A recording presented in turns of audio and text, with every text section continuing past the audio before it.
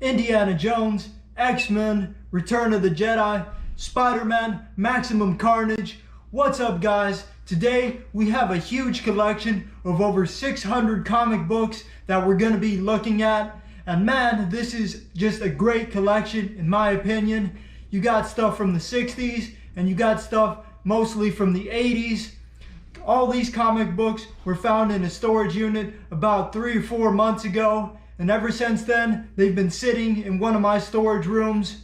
But now I've done my homework for the past 2 or 3 days. We put the whole collection together. I've come up with some thoughts, some ideas, and we're going to be talking about comic books. There's a lot to go through. There's a lot of things. So you just got to keep in mind that I am not an expert in comic books, but I've done the best that I can. I'm coming more at you from a seller's perspective. I'm not in love with superheroes, but I can tell you that many people are. Over these last few years, superheroes, comic books, anything that has to do with the genre has just exploded. And in my opinion, this is the best time ever to be a fan of superheroes, comic books, of Marvel, of DC, Avengers, Iron Man, Captain America, Spider-Man. It goes on and on and on and on. There's just so many things. It's called the Marvel Universe, the DC Universe, the comic book universe for a reason. These things have been going on for years and years and years, and we can spend a lifetime talking about them. Comic books started, I believe, in the 30s and the 40s, and they've been going strong ever since then. Now here, as I said, we have comic books from the 60s and in the 80s. So that is, if I'm correct, the silver and the bronze age of comic books. So you have to consider that these comic books are quite older.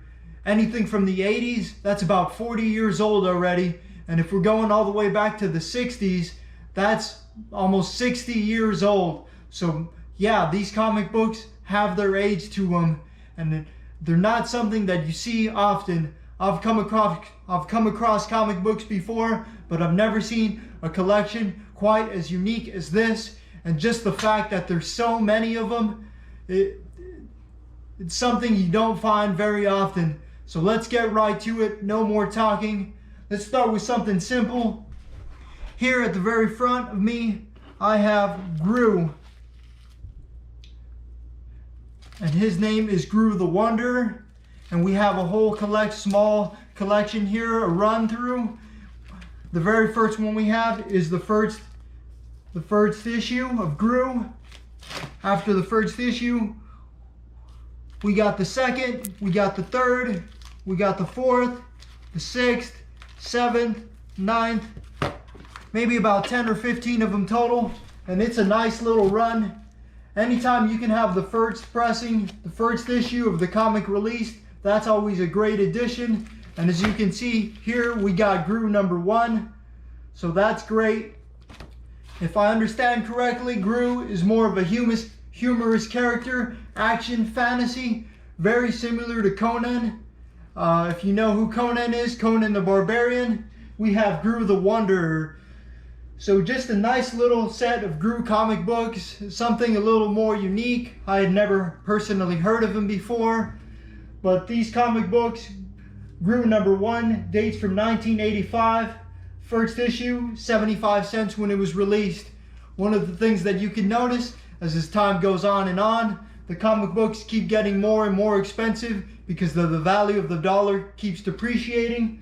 So if you go way back then to the 60s, you're going to notice how comic books only cost 12, 15 cents. And as the years pass by, you go from 12 to 15 cents to 25 cents to 50 cents, 60 cents. And now in 1985, we've made it all the way to 75 cents. So Gru the Wanderer, a cool collection of comic books here. And on the back, I also noticed something very cool. You got advertisement for the Punisher video game. I love to see that type of stuff.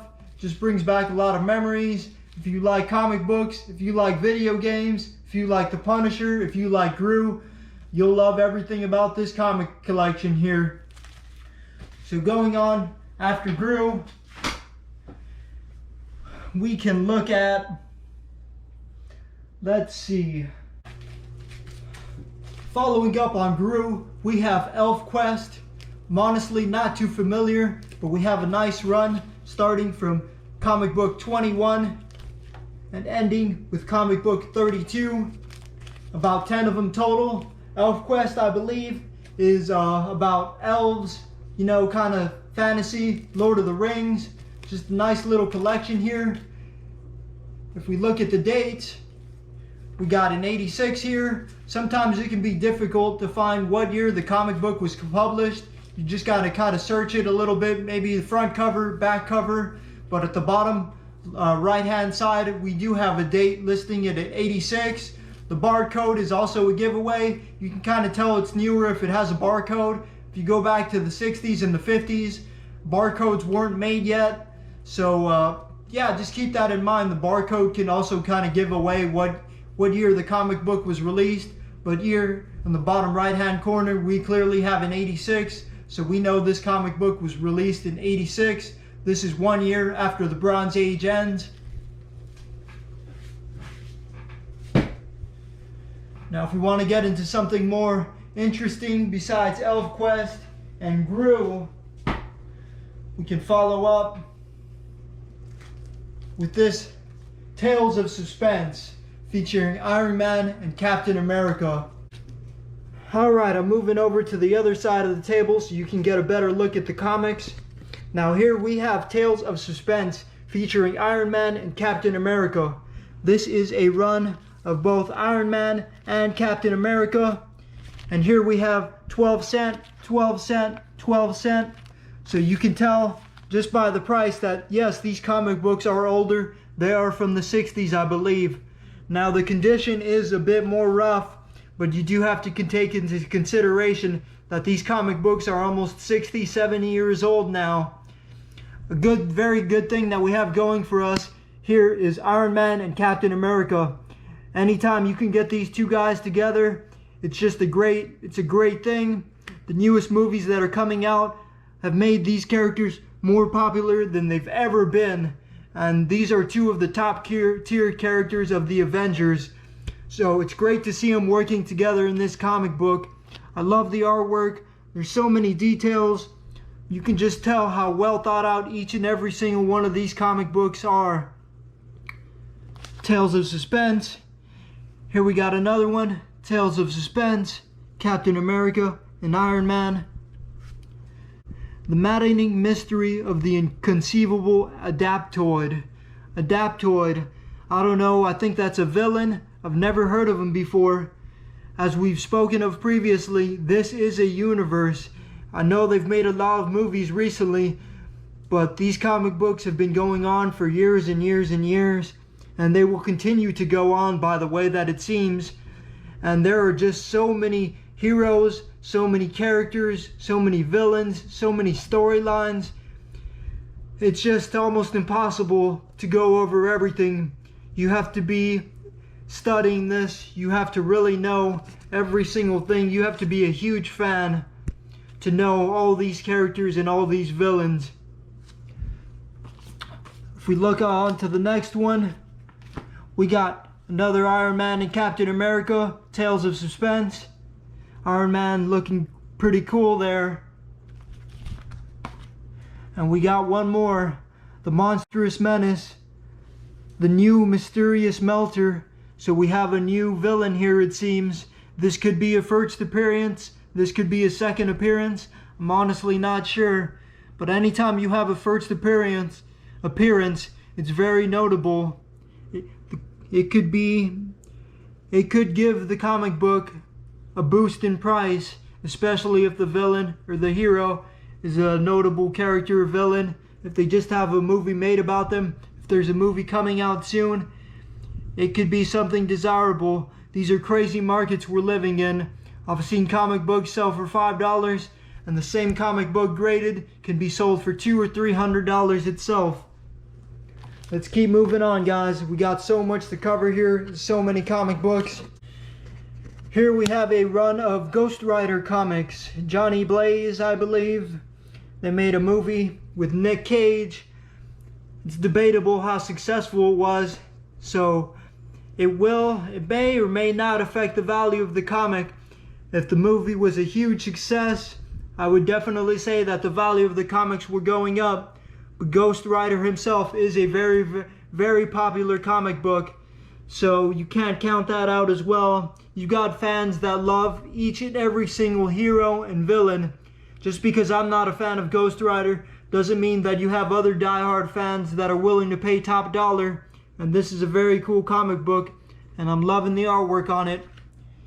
This is issue 38, 1979, so this comic book's got its age on it. Here we have Ghost Rider number 59. Caught between the magic of Moondark. Another villain, hero that I've never heard of, honestly. There's just so many characters in these worlds. It's hard to keep up with everyone. It's hard to know everyone. Here we have Ghost Rider again.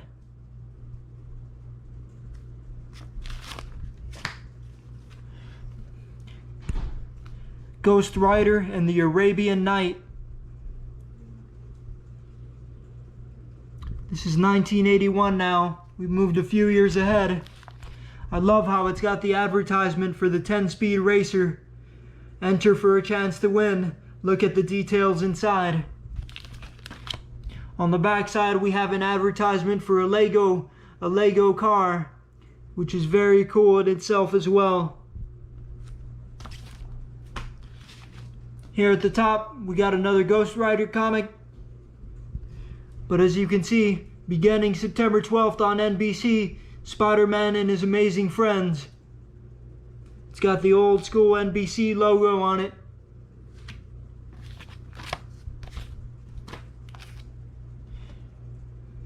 Ghost Rider again. I can just look at the artwork all day. It's so much time and effort that was put into this, so much thought. It's just amazing what these artists can come up with. And here we have Ghost Rider again. Don't miss the flame and the fury, Johnny Blaze. Last Ghost Rider comic here. This one's a bit newer, from the Modern Times, 1992. But it's a cool get-together, guest starring Wolverine and Beast.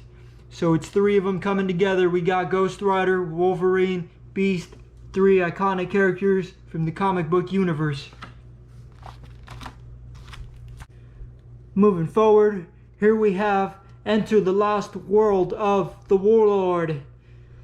Now the Warlord is a sci-fi Conan type comic, sorcery and wizards. You got the black cat, you got the huge sword that he's holding, you got the armor. This screams Conan to me. This screams fighting, action, blood, suspense, spells, wizards, drama. And here we have a nice stack of Warlord comics, maybe about 30 or 40 of them total. And this right here is a very special #1 issue. As I previously stated, it's always a huge plus to have the #1 issue. Not only the #1 issue, but if you can run a string of comic books together, that's always a plus. So we have #1, we have #2, we have #3. So that's good right here. We got 3 of them in a row, 1, 2, and 3. If we're looking to sell them, we can sell the whole stack together, or maybe we can sell 1, 2, and 3 together. Those are the first pressings. But as I just noticed, these are the annual editions. An annual is not the same thing as the original comic book run. Although these were part of the original, these were comics that were released once a year annually. So this is Warlord, the annual edition. As you can see here on the dates, we have 1982, 1983, and 1984. And the price is going up from $1 to $1.25. Behind the annual editions, I believe now we have, let's see.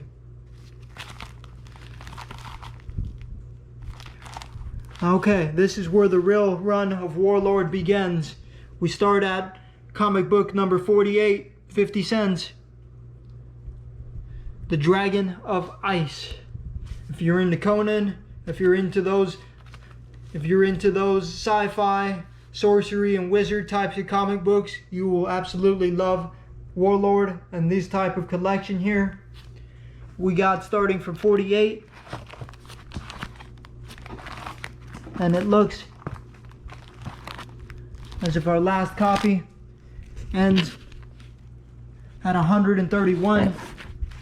Some of these comics can go on for years and years and years, starting from 80, and it can run all the way to 1990, a 10-year run. Warlord, maybe not as well known as Conan, but if you're into this genre, you will definitely recognize the name.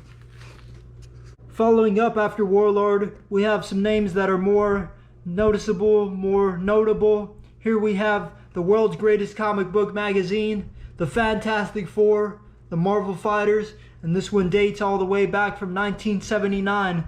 Now this is the 211th issue, and it's priced at 40 cents. So far from first edition, but still a very cool comic. Behold Terrax the Tamer. So I believe that villain is Terrax. Introducing a new superstar in the mighty Marvel Universe. As far as the movies went, the most recent ones I don't think went very well for Fantastic Four, but still you have a huge following, just a huge amount of people that do love the team. We got the Thing, the Human Torch, Invisible Woman. We got issue 235. Dating from 1981. We got issue 236. The 20th anniversary of the Fabulous Fantastic Four.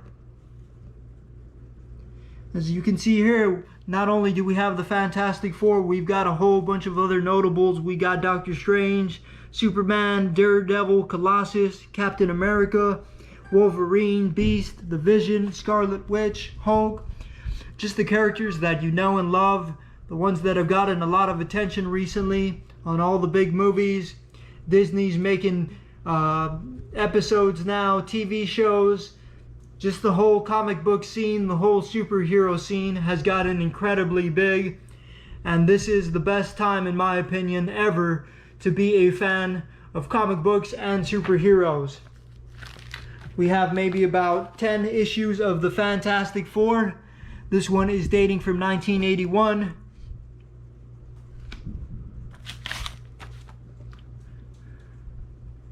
And one more Fantastic Four.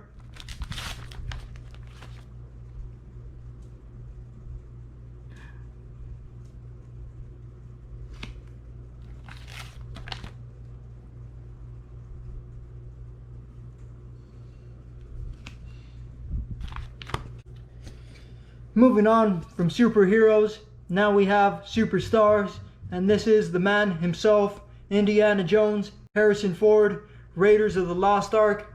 Here we have issue 1, issue 2, and issue 3 of Raiders of the Lost Ark. Together they form the entire set. This is the movie adaptation comic book of Raiders of the Lost Ark. Just a cool little collection here.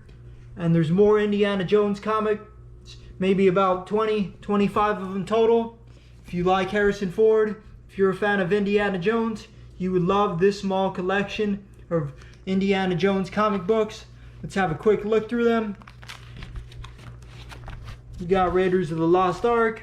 This is part 2. Serpent Doom. And part 3, The Secret Revealed.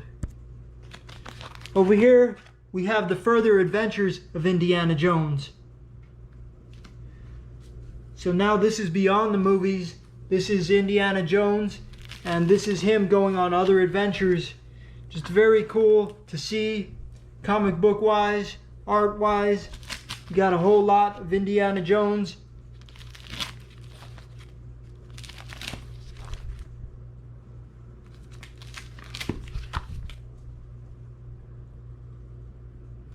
He's fighting the bear here.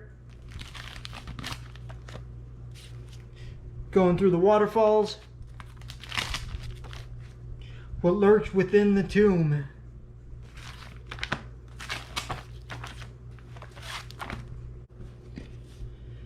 Here we are back entering the Conan universe, and we have here Conqueror of the Barren Earth, the Ravager, and this is the first issue, February 1985, 75 cents. And not only do we have Conqueror of the Barren Earth, we have Red Sanja, She-Devil with the Sword. And this woman seems to be extremely popular in the Conan universe as well. She first appears in Conan issue 23, and eventually she was given her own comic book feature. So here she is, and this is the first issue of Red Sanja. It's very cool artwork. We got 1, 2, 3. So we got the first 3 pressings.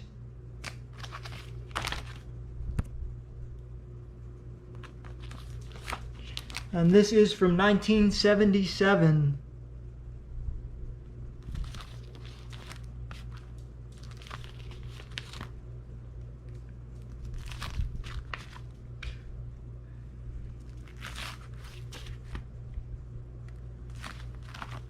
Here we have Auroch, Son of Thunder. We don't have the first issue, but we have number 2, number 3, number 4, number 5, number 6. So this is in line with the Conan universe. Wizardry, swords, magic, spells, demons, monsters, all falls in line with Conan. Son of Thunder, Auroch. Continuing with the Conan universe, now we have Cole the Conqueror. You can tell that is very similar in artwork and in style to Conan.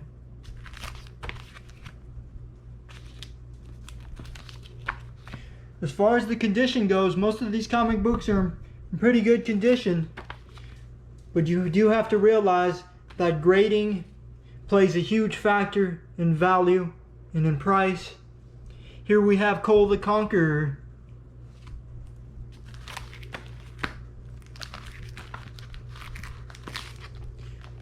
And here we have Wolf the Barbarian. Conan the Barbarian, maybe they're cousins. I'm not honestly sure. Here we have John Sable Freelance, and this is the premiere issue. I don't think this is a character that has yet to got in a movie, TV show, not as well known as all the other superheroes, but maybe one day he will get his own TV show, his own movie, and when he does, I can almost guarantee you that the comic books will be more desirable at the moment. We got the first issue, we got number 2, we got number 3, we got number 4, we got number 5, we got number 6, and number 20 now. So we got 1 through 6. Anytime you can get a run like that, I think it helps. Just piece the story together, piece the collection together. If you're a collector, of course you want every single comic book in the story.